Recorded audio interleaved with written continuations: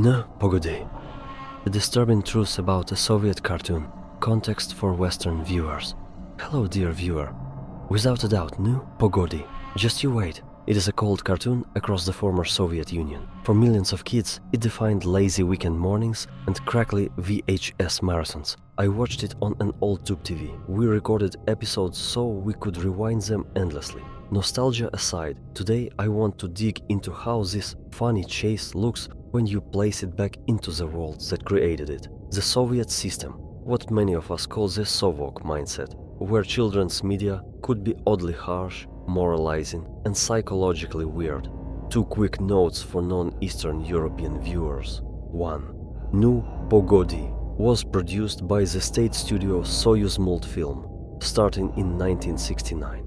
Soviet TV was centralized. Cartoons carried acceptable lessons and tone. 2. The USSR often normalized adult vices on screen: smoking, drinking, bullying, slapstick, then tacked on tidy moral payoffs. For kids, the mix could feel funny, then suddenly menacing. That's the lens we're using here. I'll share several fan theories about the cartoon's universe. Some sound dark, even absurd, but they illuminate why this series felt so different and why many adults from the former USSR now remember it with a shiver. The last section takes a more psychoanalytic look at the wolf and the hare. Think of this not as a verdict, but as a reading of subtext born from the culture that produced it. Put on your headphones, imagine the heat over a wheat field, a combined humming, that strange Soviet quiet. We are embarking on a grim journey into a funny chase cartoon and into how the system laughed at kids while bending their imagination. Theory 1. A post-apocalyptic world. In one popular reading, Nu Pogodi takes place after humanity is gone. Rumors within the fan community say a catastrophic radiation event wiped people out. Animals, however, were altered in the opposite way: upright posture, speech, human-level problem-solving, even moments of impossible strength and speed.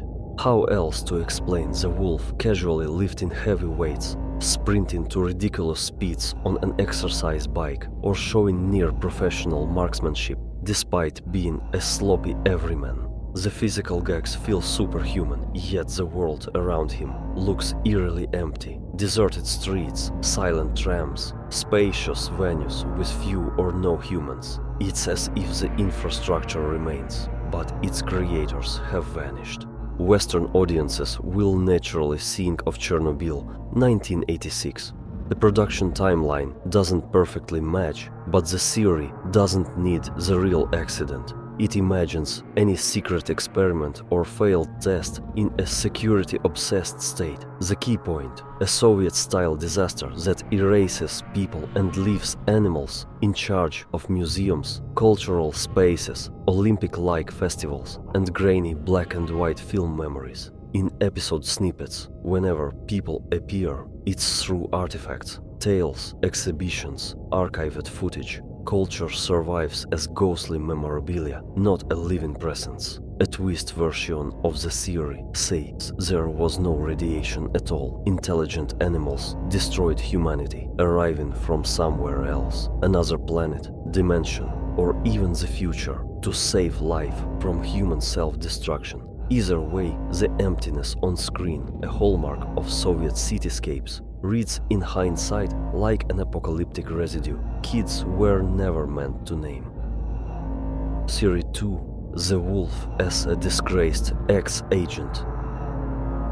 Another reading casts the wolf as a washed-out product of the Soviet security state. A man, wolf, once trained, now undisciplined. He's athletic when needed, climbing ropes, sprinting, fighting, resourceful, and a master of disguise. He slips into worker uniforms, stage costumes, circus get-ups with Agent 47-like ease. He understands systems and crowds. He also smokes, drinks, gambles, and behaves impulsively. Classic signs of a talented operative who's fallen from grace. This explains a long-standing question: why doesn't he ever finish the chase? He has dozens of chances to win, yet doesn't. Perhaps the chase is the point, performing his skills, asserting control, proving to himself he still matters. Over time, he and the hare develop a strange bond, not friendship exactly, but a mutual orbit. It mirrors a familiar Soviet social dynamic, the bully and the quick-witted underdog locked together by the system that produced them. Psychoanalysis, wolf versus hare as power and boundaries. Here's where many post-Soviet viewers start to squirm. The hare is framed as a youth, small, bright-eyed, gentle, coded as pre-adolescent or just entering adolescence. The wolf stands in for the classic gopnik, the street bully archetype, older, pushy, thrill-seeking, mocking, swinging between charm and aggression. The constant pursuit is not just slapstick, it symbolically rehearses an adult/child power imbalance. The animation frequently puts the hare in corners or dark places. The wolf invades space, tickles, presses, drags, poses. He even shows up with flowers, as if courting. No, the creators didn't produce an adult cartoon, but Soviet kid media often smuggled adult dynamics under the broad banner of educating through comedy.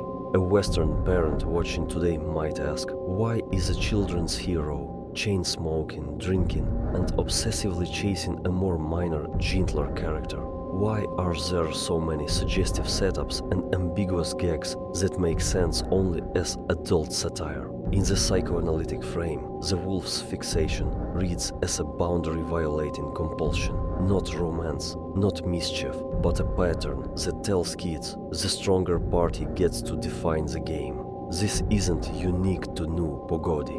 Folk tales in the region often normalized the predator who plays with a child figure. Take Little Red Riding Hood. The wolf devours the grandmother instantly, but toys with the child, disguising himself, extending the encounter.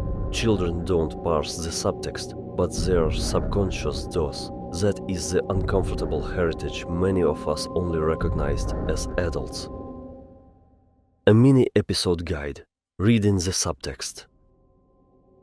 These summaries don't claim official intent. They describe how audiences from the region sometimes read the scenes today, given the historical context. Episode 1. Right away, the chase feels oddly personal. The wolf's fixation isn't just competitive, it's intrusive. The lesson, don't be like the wolf, is there, but so is the spectacle of transgression. Episode 3. Visual gags lean into phallic symbolism a Western parent wouldn't expect in a kids' show. The wolf ends up in cartoonishly compromising positions. Episode 4. Escalation through spectacle. The wolf again ends practically stripped down, perched with the hare in a sight gag that reads, today, as awkwardly suggestive. Episode 6. The comedy of undress continues. The wolf's clothes become a recurring prop, pushing the gag into adult territory without saying adult.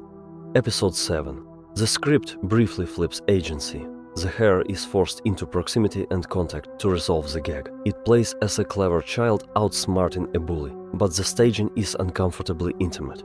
Episode 8. The wolf's costuming and props nod toward dominance constrained humor. What adult viewers might recognize as BDSM-coded gags smuggled in as slapstick. Episode 9. A surreal hangover episode. The wolf in a domestic outfit drifts through fantasies where he tries to finally get the hare, unsettling as a metaphor for obsession. Episode 10. Hospital bed reunion. The wolf bandaged, half-covered, still flirtatious. The ending nudges a Stockholm Syndrome dynamic. The prey shows concern for the predator. Episode 12. Identity gags turn transformational and gender-bending in ways that feel transgressive for a state-approved kids' show of that era. Played as farce, read as identity anxiety. Episode 14. The wolf arrives with flowers. The courtship implication is no longer subtext, it's staged. The series has normalized the intimacy of the pursuit as a running joke. Episode 16. The wolf spends most of the episode in undergarments. The joke is the joke, and also a running rehearsal of boundary collapse. Episode 17.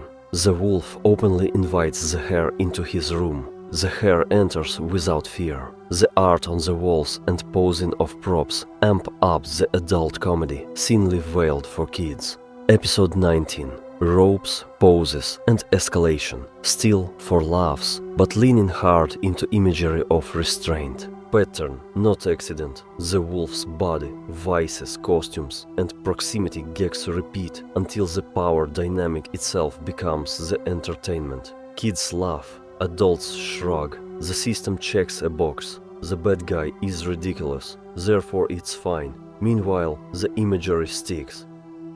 What this says about Soviet childhood. Soviet children's culture often carried 5 pillars presented for your own good. 1. Adult relationships and boundaries, hinted, never named. 2. Violence and humiliation, slapstick as moral education. 3. Ideology and civic duty, parades, sports, collective goals. 4. Money and class, mocked, yet constantly implied through status props. 5. Faith and ritual, sidelined in official media, resurfacing in folklore codes. New Pogodi doesn't sermonize with speeches, it trains reactions. Laugh at the pushy one, admire the resourceful small one, accept that grown-up vices hover over everything, and most of all, don't question the stage, the empty city, the rules of the chase, the fact that the game never ends. The title literally says it, just you wait. The torment is funny because it's endless. For kids, that can feel like a blueprint for life, a system that chases you, laughs, resets, chases you again. This is why post-Soviet viewers sometimes talk about the horror of our childhood. It's not that the show was a splatterfest, it's that the tone, the way adult menace brushed against children's innocence, was normalized as comedy. The wolf isn't merely a clown, he's the system in a leather jacket, switching from charm to threat, forever promising, just you wait. Final thoughts. Was this the creator's true intention? Probably not in a literal sense. Many artists at Soyuz Multfilm were talented, ironic, and quietly subversive.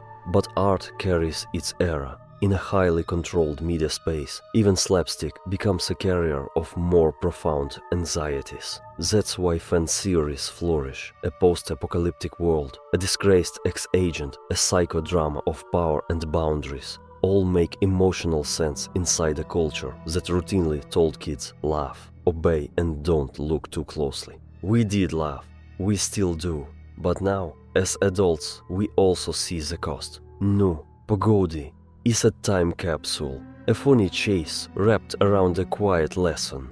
In the Sovok world, the game never ends, and the wolf always gets another chance. Thanks for watching. Tell me what you think below, and if you grew up with this cartoon, which moments felt off even before you had words for it.